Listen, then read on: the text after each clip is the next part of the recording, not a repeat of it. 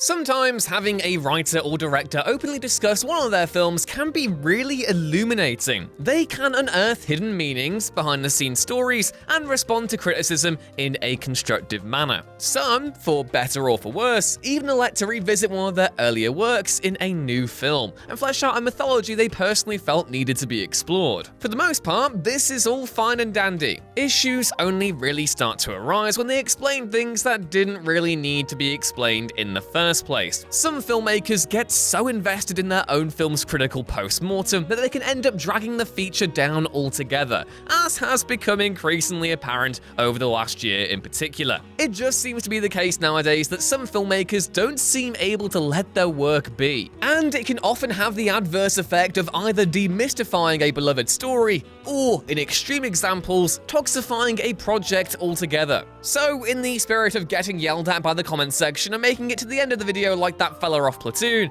I'm Ewan, this is What Culture, and here are 7 filmmakers that ruined their movies by explaining them. Number 7. George Lucas, The Phantom Menace. There's nothing that could possibly ruin Star Wars, not in an irredeemable fashion, and especially not the original trilogy. But even while the prequels are enjoying a nice little resurgence as of late, one thing most fans can agree on is that George Lucas really dropped the ball with midichlorians. The Force, as it was described in A New Hope, made it seem as though it was this grand, mystical, cosmic energy that some could tap into if they had faith. There was no numerical value to determine a given power's proficiency with the Force or whatever. It was just that they had belief enough to wield this power. This theme would eventually be expanded upon in the sequel trilogy, but not before the prequels had made an about-turn in order to detail Anakin Skywalker's fall to the dark side. Things became less metaphysical and more biological, as midichlorians, microscopic life forms that reside in all creatures supposedly, now denoted a given Jedi's power.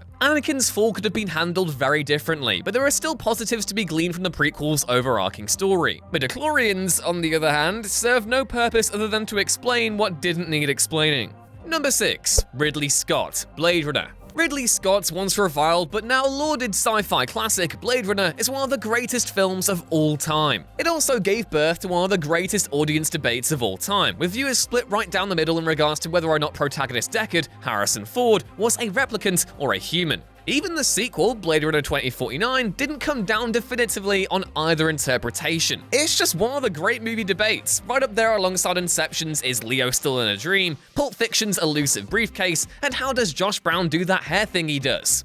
For all that the is Deckard a replicant question has gone down as a immortal movie debate though, it wasn't one that Scott himself fancied entertaining. The filmmaker has repeatedly gone on the record to say that the character isn't a human, which begs the question, why make it so ambiguous in the first place? Number 5. J.K. Rowling, Harry Potter and Fantastic Beasts. Even as someone who's never really had any real emotional attachment to Harry Potter, it's impossible not to grimace whenever you hear what's going on with the series these days. Whether it's J.K. Rowling being awful on Twitter or the Fantastic Beasts film queer-baiting audiences regarding Dumbledore's relationship with Grindelwald, there's always something that undermines those original books and films what feels like every other month. Arguably the most ruinous contribution of Rowling's, however, is Pottermore. In January 2019, the website posted a bit of lore saying that, before Hogwarts had actual plumbing, wizards and witches simply used a vanishing spell to magic away the evidence whenever they relieved themselves on the spot. Never mind the fact that toilets existed before modern plumbing, the students and teachers of Hogwarts simply magicked their piss and excrement away wherever they stood. As Insider pointed out in their article immediately after the Pottermore tweet, this raises a whole host of disturbing and uncomfortable questions. At what point did they decide this was just a really awful messed up thing to be doing? Those answers, unsurprisingly, are still forthcoming, but you know what isn't forthcoming and is actually going to happen right now? Here's Josh complaining about that emo film we all like.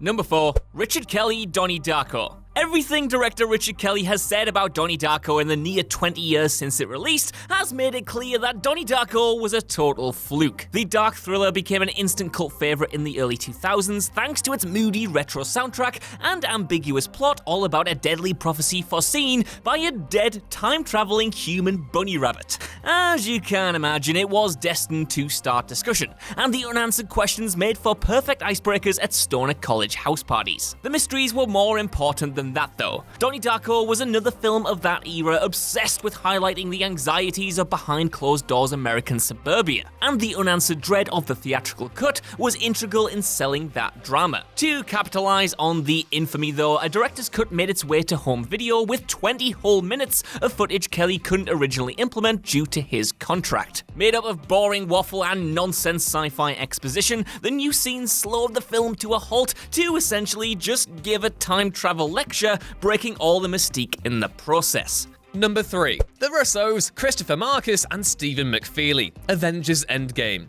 It would have taken a screw-up of elephantine proportions for Avengers Endgame to fail. As the finale for the first 4 phases of the Marvel Cinematic Universe, directors Joe and Anthony Russo had a major task on their hands, one they were aided in by writers Christopher Marcus and Stephen McFeely. The Russos, Marcus and McFeely had formed a formidable partnership since 2014's Captain America: The Winter Soldier. Endgame 2 went down as a major success, earning near universal praise and breaking multiple box office records in the process. But no matter how good the film was, cracks started to appear as both directors and writers spoke to the press. Most journalists wanted the 4 to break down some of Endgame's convoluted use of time travel. As the story explains, every time the Avengers jump back in time and change something, they create a forked timeline. This is only rectified when Steve Rogers travels back in time to place all the gems back where they originally were meant to be in each moment. However, instead of immediately jumping back and linking up with his friends again, Cap decides to stay, live a normal life with Peggy Carter, and age naturally. Fine and dandy, you must think. Present-day Cap went back to live his life with Peggy, while his past self would still be around to save the day. There would be 2 Captain Americas, sharing the same timeline.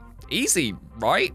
Well, not apparently. Endgame's writers were the first to chime in with an explanation, saying that both Caps existed in the same timeline, while the Russos disagreed, saying that Cap must have been in an alternate timeline all along before beaming back to give the shield to Sam. Cue months worth of Endgame interviews where both writers and directors attempted to explain every little detail about the film, and it quickly became the most tedious cinematic saga of 2019. Number 2. J.J. Abrams and Chris Terrio, Star Wars: The Rise of Skywalker. Episode 9, The Rise of Skywalker, is not a good film. None of its components really come together well, and it stands out as a pretty appalling exercise in pandering to toxic fandom. Exacerbating these issues even further is the fact that the film had one of the most disastrous press tours in recent memory, with the cast and crew taking time to undermine Rian Johnson's The Last Jedi ahead of its release, before deflecting blame for Episode 9's lukewarm critical response in the weeks following. Director J.J. Abrams and writer Chris Terrio deserve particular blame for this one, but for 2 separate reasons. For Abrams, it comes down to him teasing and hyping up what was, ultimately, a paltry attempt at providing genuine LGBT representation in Star Wars. 2 minor characters kiss for a nanosecond in the ending, which was then edited out of some international markets, while the director himself explained his thought process behind the scene as him not wanting it to be too, quote, loud of a deal. Abrams' comments, though obviously not an excuse, can be chalked up to general ignorance, but there's something particularly fascinating about the way Terrio seems incapable of not digging a hole whenever asked about the film. In multiple interviews, the Rise of Skywalker writer has deflected criticism of the film's most controversial moments as being the fault of others. Episode 9's hectic pacing? Oh, that's George Lucas's fault for wanting the saga to be concluded as a trilogy. Bringing back Palpatine? Well, that was producer Kathleen Kennedy's request, duh, and Rian Johnson killed off Snoke, so Kelly Marie Tran's Rose Tico getting a paltry 1 minute and 30 seconds screen time? That's down to ILM's recreation of Carrie Fisher's Leia not being convincing enough. The list goes on, but Terrio never pauses to take ownership of the film's biggest problems, making an already frustrating project even worse than it already was.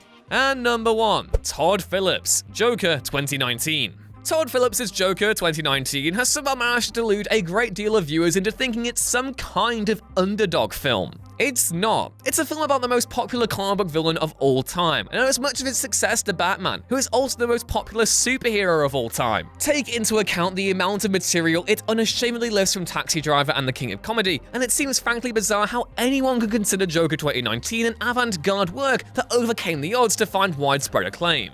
Somehow, Phillips has fully bought into this narrative. In a conversation with Deadline, the Hangover trilogy director said that the film's popularity was down to, quote, more than Batman, going on to add that he thought its themes were what made Joker 2019 become such a success. But Phillips doesn't stop there. In the same interview, he says that neither himself nor his collaborators thought a, quote, R-rated movie could do over $1 billion across the world. This after Logan made over $600 million 2 years earlier, and after both Deadpool films had grossed a combined $1.4 billion in total. Both those characters are popular, but they aren't Joker popular. Put 2 and 2 together, and it seems absurd that neither Phillips nor anyone else on his team predicted that the film had the potential to be that much of a success. Phillips just seems determined to explain the making of Joker 2019 as an underdog story, but it isn't. It's a comic book film featuring one of the most recognizable literary characters on the planet. The unwillingness to concede that point just makes the whole thing even more tedious than it was originally.